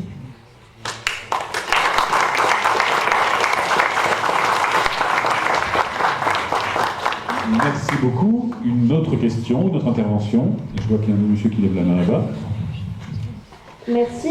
Je voulais parler de, je vais chuter notre bon Dieu président Macron, du réarmement démographique. Parce que je suis une Française et une insoumise, donc je ne supporte pas toutes les discriminations que je peux constater autour de moi. Et en tant que femme, bien que j'en subisse assez régulièrement, je ne peux qu'imaginer ce que les personnes racisées ou sans papier ressentent. Et j'ai de plus en plus de mal ces derniers temps à me dire « Waouh, mais j'habite sur la même planète que ces gars-là, que Trump, que Morandini, que tous ces hommes riches qui se croient totalement intouchables et qui peuvent faire du mal aux enfants. » Et dans l'environnement dans lequel on est, je pense que l'enjeu de la politique, c'est de soigner le présent pour pouvoir envisager l'avenir et un avenir sain pour les nouvelles générations et pour les enfants. Et quand on voit la nouvelle proposition de la SNCF avec les wagons No Kids, ou que quand moi je dis que je veux des enfants, la plupart des gens aujourd'hui me disent pourquoi faire, ça coûte cher, quel intérêt, et que c'est presque moi qui dois avoir honte d'avoir des enfants, alors que je pense qu'il y a 30 ans, une femme qui ne voulait pas d'enfants, on lui disait pourquoi, et c'était elle qui était égoïste. Donc il y a un gros virage, je trouve, ces derniers temps. Et je ne sais pas, sur la municipalité, ce qui est possible de faire pour permettre d'avoir envie d'avoir des enfants, parce qu'aujourd'hui, même si j'en veux, je ne veux pas avoir à leur infliger le monde dans lequel on vit, où on peut violer des enfants impunément, et où on peut être raciste et montrer une mauvaise image aux enfants, et que ça pose aucun problème à personne. Et vraiment, je n'aime pas vivre sur la même planète que ces hommes-là. Je voudrais créer une autre planète avec les insoumis, ou alors eux, on les envoie là-bas et on fait un nouveau monde sans eux, parce que vraiment, on ne peut plus les voir et de me dire qu'on n'est pas sur la même planète que ces gars-là. Bravo. Bravo, merci beaucoup. Je crois qu'il y en a qui ont le projet d'aller sur Mars, on pourrait accélérer le processus. Une réaction ?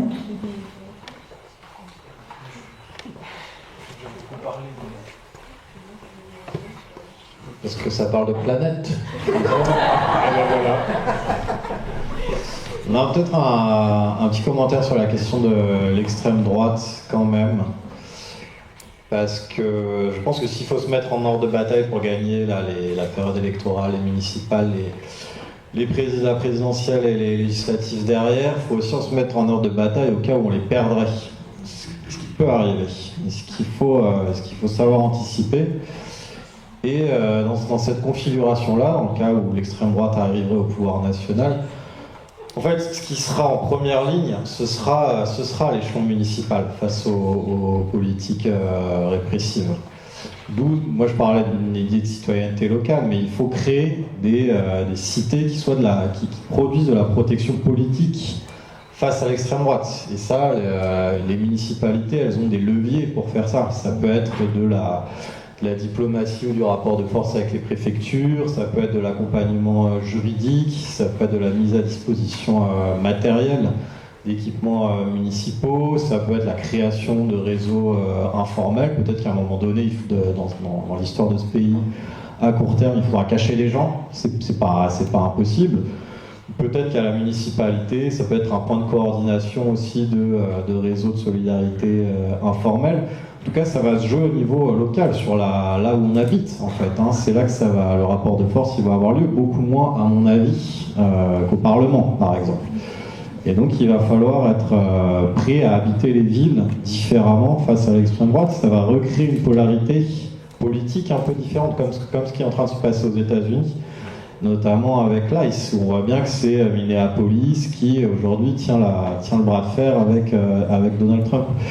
Donc voilà, j'espère que c'est problématisé au sein de la France Insoumise, j'imagine que oui. Et voilà, il va falloir aussi se préparer à des remparts et à construire ces remparts au niveau local sur le terrain, quoi. Moi, j'aimerais réagir juste à un terme que je sous-estime vraiment pas, et je trouve qu'il est extrêmement grave, c'est le terme de réarmement démographique. C'est pas seulement un terme qui est utilisé par un poulet d'élevage qui nous sert de président de la République, en fait, la question de la natalité, on en parle énormément en ce moment, et c'est un véritable sujet politique, et c'est un sujet politique dont doit s'emparer la gauche. Actuellement, en France, on a un indice conjoncturel de fécondité qui est à 1,6. En moyenne, les femmes ont 1,6 enfants. Le désir d'enfant en France, c'est 2,2. Mais c'est pas un petit sujet parce qu'en 2080, selon des études en 2020, 2022, 2024 et 2026, ce sera la même chose, l'Organisation des Nations Unies fournit un rapport pour présager de l'évolution du niveau de la population. Et en 2080, pour la première fois de son histoire, d'un point de vue anthropologique, l'humanité va entrer en récession démographique. Alors, il n'y a rien de plus écolo, donc j'ai envie de vous dire que c'est une bonne nouvelle, mais il faut mesurer que toutes nos sociétés ont toujours été construites sur la base de la croissance démographique. Je vous donne un exemple, le système de retraite par répartition. Vous voulez que je vous donne un autre exemple? Le capitalisme. Comment vous faites la croissance économique quand vous avez une récession du nombre de producteurs et de consommateurs? Et une grande part de la conjoncture économique dans plusieurs pays se pose la question de la natalité, et c'est pour ça que vous avez l'extrême droite qui vous pose ces sujets-là, et que vous avez dans un certain nombre de pays dans le monde des politiques natalistes qui sont des politiques de réduction des droits des femmes. Je peux vous donner l'exemple de la Chine, qui eux, pour le coup, la conjoncture démographique, c'est dû à la politique de l'enfant unique, mais par exemple, la Chine a augmenté le prix des préservatifs pour relancer la natalité. Ou je peux vous donner l'exemple de la Hongrie, où ils assument de dire qu'ils mènent des politiques de lutte contre l'avortement pour relancer la natalité.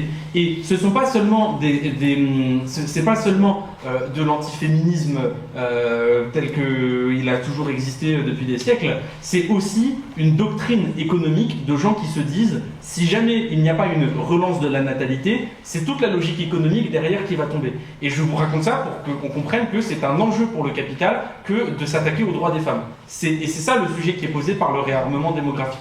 Alors, juste la question de la natalité, c'est surtout une crise de la reproduction sociale. La reproduction sociale, c'est se reproduire, nous, en tant que femmes, en tant qu'hommes, c'est-à-dire pouvoir, l'endroit où on va dormir, comment on va manger, comment est-ce qu'on va se vider la tête après une journée de boulot. Et en fait, ce qu'on voit, c'est que, par exemple, les jeunes, comme on met beaucoup de temps avant de devenir autonome, et c'est ce que j'expliquais sur le fait qu'on est en apprentissage, qu'on galère à trouver un boulot, ou qu'on a les contrats d'engagement jeunes, et ben en fait, le premier moment où on devient vraiment autonome, c'est à partir de 30 ans. Et au moment où vous commencez à vous poser, là, vous commencez à avoir suffisamment d'argent pour ensuite imaginer avoir un enfant, sauf que quand vous avez votre premier enfant tard, et ben ensuite c'est là que derrière vous avez toute la vague qui en ressort. Mais par exemple aussi la question des crèches. Aujourd'hui vous avez des millions de gens qui s'arrêtent de bosser parce qu'il n'y a pas de crèche. Et je dis des millions de gens, disons-le, des millions de femmes, parce que c'est encore sur les femmes que repose ce travail gratuit d'ailleurs qui existe depuis des siècles, sur lequel la natalité de l'époque aussi a bien tourné.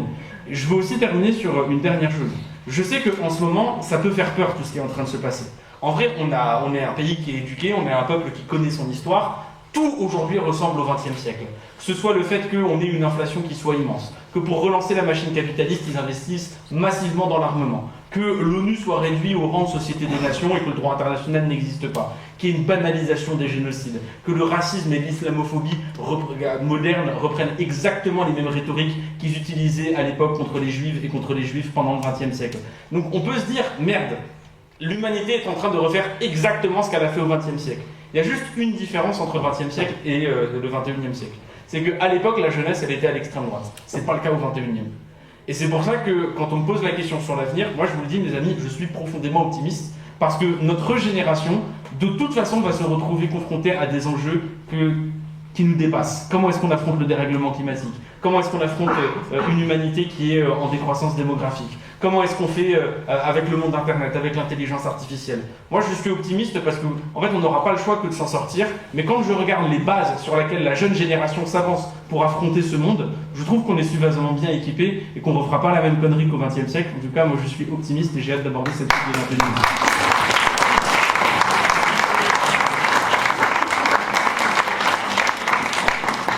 Louisa, tu voulais réagir Moi, également. je voulais rajouter à propos d'avoir peur pour les futurs enfants que vous allez avoir à la jeune fille.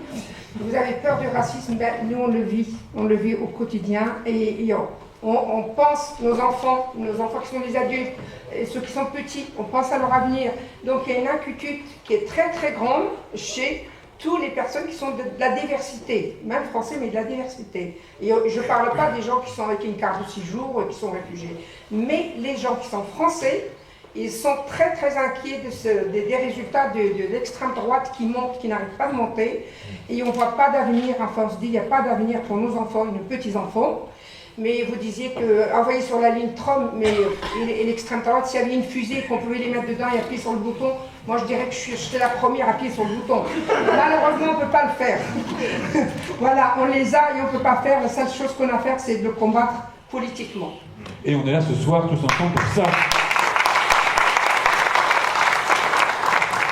Une autre intervention. Moi, je voulais poser une question qui aura un rapport avec Brest, parce qu'on voit actuellement un réarmement général dans le monde. On nous annonce plein de choses, et nous, sur Brest, on nous a annoncé qu'au lieu de 600 logements à construire dans les prochaines années, dans les 10 prochaines années par an, on en aura 1300 pour héberger des militaires, en moyenne. Donc, on voit que le marché il est compliqué. Comment on va pouvoir agir? Comment on va pouvoir mettre un terme à une ville de Brest qui est toujours à la fois une ville militaire, puisque son cœur de ville est toujours militaire, et comment on va pouvoir faire qu'on habite la ville, c'est-à-dire que pour des gens comme moi qui ont été objecteurs de conscience par exemple, on ait le droit d'exister face à ce contexte un petit peu qui est militaro-industriel, économique, capitaliste. Comment vous voyez les choses, surtout toi Cécile, parce qu'on est plusieurs à militer à Brest pour que la Pinfeld soit ouverte aux habitants. Ça a été un long combat, petit à petit on voit des choses qui se font. Mais en attendant, voilà, comment vous voyez quel lien on pourrait avoir avec une nouvelle municipalité? Merci beaucoup. Merci pour la question. C'est pas facile. D'habitude, je demande à la personne, est-ce que si tu poses la question, tu as peut-être des idées, Claude? Tu as des idées ou pas? Non? Bon, d'accord. Parlons à Cécile. Il va derrière la caméra. Je pense qu'il y a peut-être deux facettes à aborder. Alors la première, c'est le fait que personnellement, dans un contexte international où il y a des Trump, eh bien, je suis pas forcément mécontente d'avoir une armée qui est forte et qui est financée et qui n'est pas laissée en déshérence comme c'est le cas en fait depuis 20-30 ans. Aujourd'hui, l'armée française, elle est dans le même état que tous les autres services publics. C'est-à-dire qu'elle manque d'investissement cruellement, elle manque d'infrastructures, elle manque de personnel. Par contre, ce qu'ils achètent, parce qu'en effet, ça fait bien d'annoncer, ils achètent des chars, ils achètent des armes, ils achètent des choses, des consommables, parce que ça fait des bons chiffres, et à qui ils les achètent? Pas des entreprises françaises pour la majorité malheureusement, puisque quand Donald Trump il a proposé, c'est un gentil terme, il a plutôt intimé à tous les États européens d'augmenter leurs dépenses en termes de défense, c'était bien sûr en songeant qu'une bonne partie de ces dépenses-là allait retomber sur des entreprises américaines auxquelles on achète armes et munitions, ou alors des munitions, pour le cas des munitions par exemple, on les achète également à Israël, aujourd'hui en France. Donc ça n'empêche que la première phase, pour moi aussi, d'envisager le problème, c'est pas d'envisager, on n'est pas en train de dire qu'il faut désarmer la France et démilitariser et vider l'île Longue, voilà, parce que c'est aussi là-dessus que repose finalement la doctrine de protection du pays, et on y est quand même attaché dans le sens où elle préserve notre indépendance sur le papier et notre sécurité sur le papier également. Par contre, ce qu'on peut faire vivre, et c'est ce dont je parlais au début, c'est la culture de la paix. C'est ça qu'on peut faire avancer dans les esprits.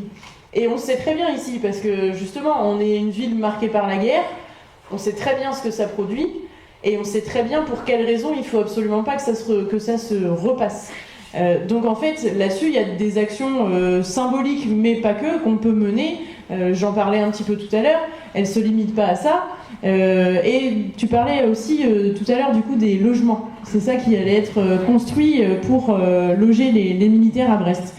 On est un port militaire, c'est en effet quelque chose avec lequel on vit, ce qui implique par exemple, dans le cas d'un conflit, je le disais tout à l'heure, que l'hôpital des armées soit mobilisé, qu'il y ait en effet des militaires en ville à Brest. Je ne souhaite pas que ça arrive. Le cas où ça arrive, je souhaite par contre qu'une partie soit prête. Parce que, en fait, il est absolument impératif que l'on y fasse face. On ne peut pas se mettre la tête dans le sable et se dire non, non, non, pas la guerre, pas la guerre, pas la guerre, je veux pas, je regarde pas. Non, il y a quand même quelque part une forme de rationalité à avoir. Je parlais de l'hôpital. En effet, il y a des choses qui doivent être prêtes, malheureusement. Mais je pense que c'est plus important finalement de les affronter, de regarder droit dans les yeux plutôt que de se mettre la tête dans le sable finalement. Personne n'a envie d'entendre ça. Moi j'ai pas envie d'applaudir, je suis pas contente. Claude, tu avais des réactions? Non? Ok. Alors y a-t-il, oui, une autre demande de parole? Alors il est... J'ai oublié quelqu'un? Non, j'ai oublié personne, c'est ça? Voilà. Je prends le temps de dire qu'il est 20h45, donc ça fait déjà plus d'1h30 qu'on discute. Et moi j'avais une question pour Clément d'ailleurs. Mais vas-y, pose ta question et après je pose ma question. Donc, la dernière question du public, on va dire, et puis après ça sera peut-être le mot de la fin pour chacun. Et donc, ma question c'est au sujet des hôpitaux. Je sais que vous vous battez pour la gratuité des parkings. Si vous êtes élu, si tu es élu, avec ton équipe, est-ce que on va dire, tu peux faire quelque chose pour ça? Alors, on peut pas faire la gratuité en tant que municipalité, dans le sens où, je prends l'exemple de Brest, mais c'est le cas dans pas mal d'autres villes. En gros, l'hôpital a conclu un contrat avec l'entreprise néerlandaise, pour le coup, ici à Brest, qui opère les parkings. Et c'est un contrat qui dure sur de nombreuses années. Et donc, si on veut en sortir de ce contrat, en fait, on paye des pénalités et ça coûterait vraiment cher pour un hôpital qui n'est pas en très bon état et une collectivité qui a aussi d'autres chats à fouetter. C'est pour ça que la proposition de loi insoumise, par rapport aux deux autres qui étaient présentées, elle avait évidemment l'avantage et la cohérence de proposer que ce soit l'État qui finance les ruptures de contrat pour que la gratuité puisse être appliquée tout de suite, dès qu'on l'a décidé. Par contre, on peut préparer le terrain. Parce qu'on se dit, et je sais pour le connaître, que le combat pour la gratuité des parkings à l'hôpital public ne va pas être abandonné par notre député. Et donc, on peut préparer le terrain en tant que municipalité. Par exemple, en luttant contre l'un des arguments qu'on nous oppose de temps en temps quand on défend cette idée, c'est « oui, mais si le parking de l'hôpital est gratuit, eh bien tout le monde va aller se garer dessus parce que voilà, nous on a un hôpital en centre-ville et donc comme le parking autour il est payant, si le parking de l'hôpital il est gratuit, tout le monde va y aller. » Bon, alors déjà il faut quand même rationaliser. Il n'y a pas des tas de gens en embuscade qui vont sauter sur les places de parking si elles sont gratuites. Ça c'est pas vrai. Et deuxièmement, il y a déjà des pratiques abusives parce qu'il y a des personnes qui profitent des abonnements de leurs proches qui sont soignantes ou soignants pour aller se garer sur le parking de l'hôpital pour faire leurs courses. Donc bon, déjà, il faut rationaliser un peu tout ça. Par contre, la ville, elle dispose d'un service qui sont donc les ASVP, les agents de stationnement et de la voie publique, dont c'est le métier d'aller regarder d'aller contrôler le stationnement tout simplement et de voir si ça ne dépasse pas telle durée, de voir si la personne n'est pas en effet garée à une place indue. Donc par exemple, on peut commencer dès maintenant à faire une convention entre la municipalité et le CHU pour que les ASVP aillent sur le parking du CHU, contrôler le stationnement ici, là aussi, pour lutter contre le stationnement abusif qui est déjà court, et dire aux gens, après, vous voyez, quand il y aura la gratuité, on sera prêt, il n'y aura pas de souci. Merci beaucoup, Cécile. Quelqu'un m'a demandé la parole, un anonyme dans la salle. Bonsoir à toutes et tous. Michel Drucker. Ah, Michel Drucker, ouais. Il est encore là, à la télé. Moi, je ne l'ai pas regardé depuis que j'étais au collège. Il y avait son petit chien, le chien n'était plus là.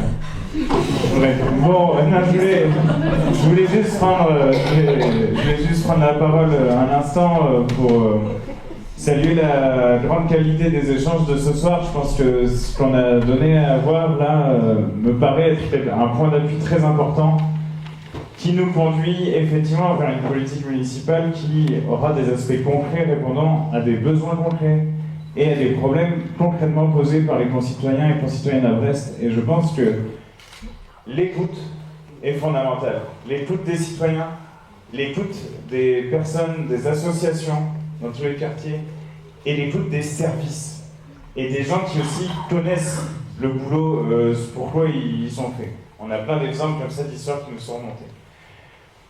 Et je tenais à remercier particulièrement Louisa d'être venue, parce que quand j'ai été élu député à Pont-à-Mézène, j'en avais fait toutes et tous ensemble du porte-à-porte.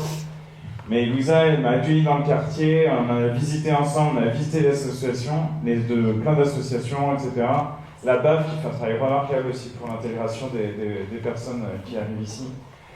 Et c'est à la fois une belle image de solidarité, mais pour ma part, et dans un contexte politique local qui parfois peut être aussi un peu rude, comme c'est la loi de la politique parfois, je tenais à te le dire publiquement et à te dire merci, parce que c'est des choses qui touchent. Et ça crée aussi des amitiés, il me semble, et des potentialités pour créer aussi autre chose ensemble à l'avenir. Donc merci, et toute notre solidarité aussi pour le combat antiraciste dont on a beaucoup parlé.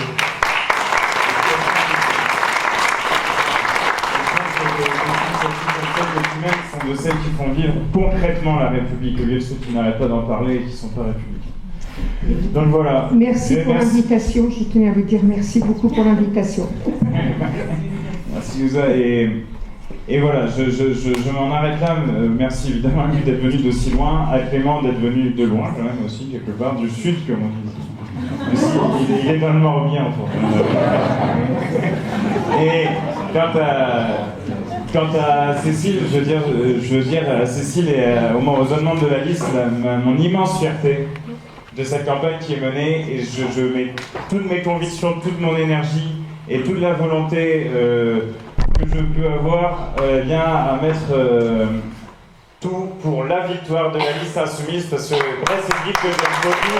J'aimerais encore davantage avec la première femme maire de Brest, Cécile Baudouin.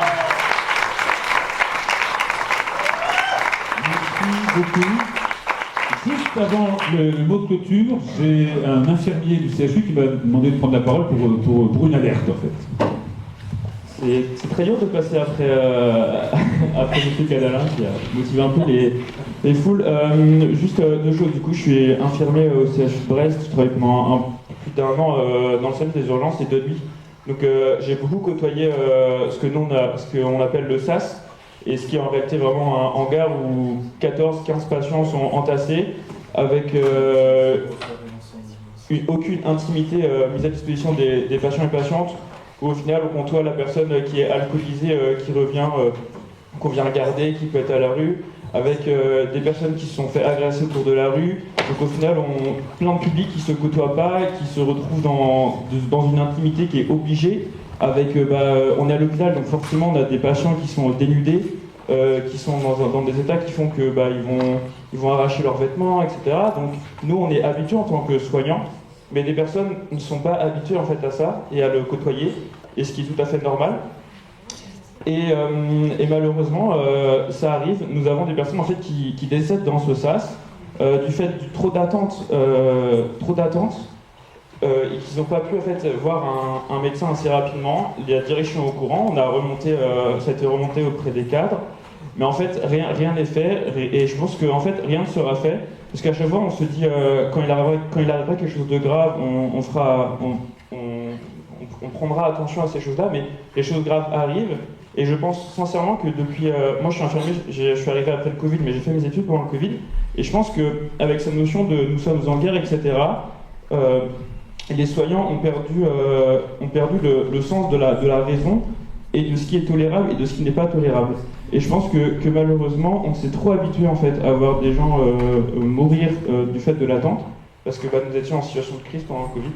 Et donc c'est des choses en fait qui n'étaient pas normales, mais qui sont quand même arrivées, et que maintenant, nous nous sommes habitués à ces choses-là, et en fait on passe d'un patient à une autre patiente, à un autre patient, à un autre chemin de vie, à une autre vie, et au final les informations remontent, mais c'est plus des alertes, c'est vu que 80% des patients sont quand même pris en charge, on va plus penser au pourcent de personnes en fait qui va décéder dans nos locaux, donc c'est assez malheureux, et je ne sais pas comment y remédier, parce qu'à la fois on est tiraillé entre les grèves qu'on essaye de faire, mais qu'au final on nous dit qu'on sera réquisitionné.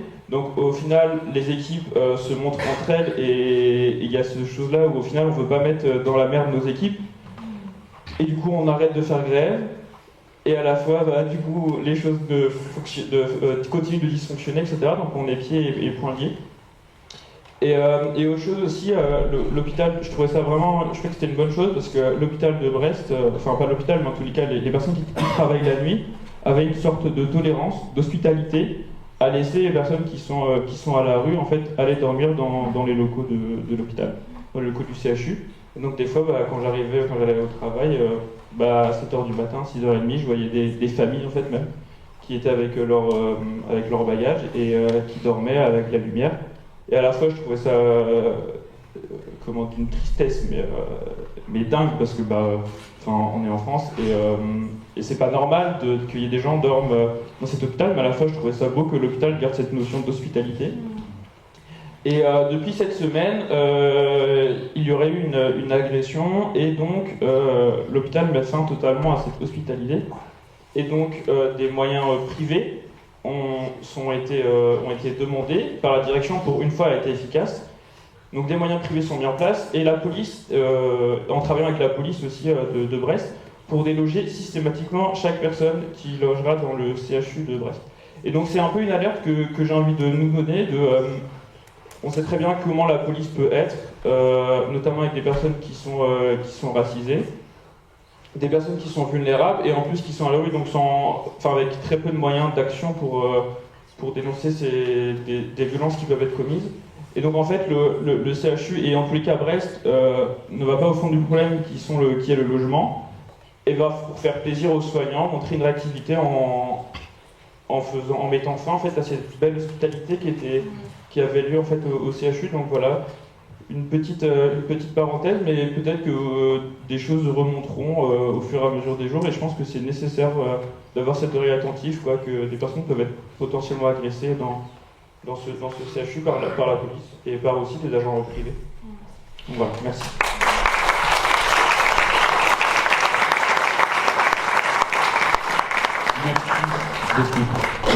Je pense que l'alerte est lancée, l'alerte est passée. Je sais pas si Pierre, tu... C'est le conseil de surveillance, donc... Voilà. Merci. Bon, on va terminer, on va clore. Je peux poser ma question à Clément quand même ? Bien sûr. Tout à l'heure, tu parlais d'écologie bourgeoise, de cette écologie métropolitaine un peu communicationnelle, un peu tape à l'œil, et qui non seulement avait juste pour effet, comme tu disais, de faire valoir des actifs, et qui finalement écologiquement pouvait être un petit peu discutable également. Est-ce que tu as des tas de solutions qu'on cherche nous aussi, est-ce que tu as des pistes finalement d'une écologie municipale concrète qui soit pas là pour la déco, et qui soit pas là pour finalement repeindre en vert 2-3 bâtiments et mettre une plante ou deux, mais qui puisse fondamentalement changer les choses, et aussi en impliquant les citoyennes et les citoyens? Ouais, merci pour ta question. C'est un peu en fait l'articulation de tous les leviers que j'ai un petit peu listés tout à l'heure, mais il y a une idée moi qui m'intéresse, qui commence à circuler un peu, c'est par exemple la sécurité sociale de l'alimentation. Donc l'idée, pour la préciser un petit peu, c'est de reprendre les 3 piliers de la sécurité sociale, c'est-à-dire ça fonctionne sur des cotisations, sur une universalité d'accès et sur une autogestion démocratique. Et donc l'idée, c'est qu'on a des producteurs qui obéissent à un cahier des charges écologique, par exemple, qui soient conventionnés, qui soient rémunérés par des cotisations, du coup des usagers, qui a un droit de regard du consommateur et du citoyen, de l'habitant en fait dans le fonctionnement de la caisse, c'est une caisse, et il y a une distribution du coup des aliments dans des lieux conventionnés également, soit à très bas prix s'il y a besoin de faire la pointe en termes de rémunération, soit gratuitement carrément, et ça peut être des épiceries municipales. Ça se répand petit à petit sur le territoire, ce qui est intéressant. Là, l'enjeu maintenant, c'est de passer à l'échelle, et notamment à l'échelle nationale, un peu ce qui s'est passé autour de la sécurité sociale. Au début, il y avait des caisses autonomes, ouvrières, dispersées sur le territoire, et ensuite, on est passé à l'échelon national.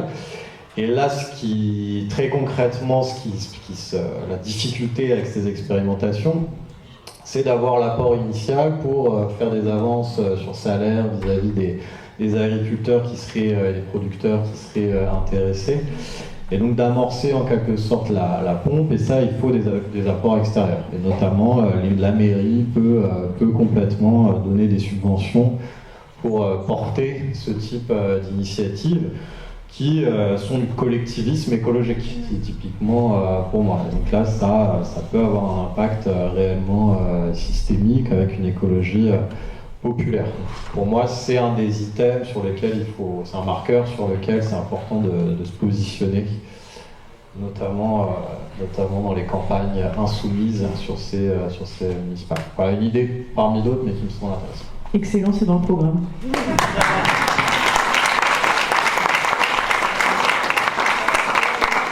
Merci beaucoup. Merci beaucoup. Merci tout le monde pour vos questions. Voilà, on termine comme ça ? Oui, je pense. Très bien, super. Merci à toutes et à tous. Alors n'oubliez pas,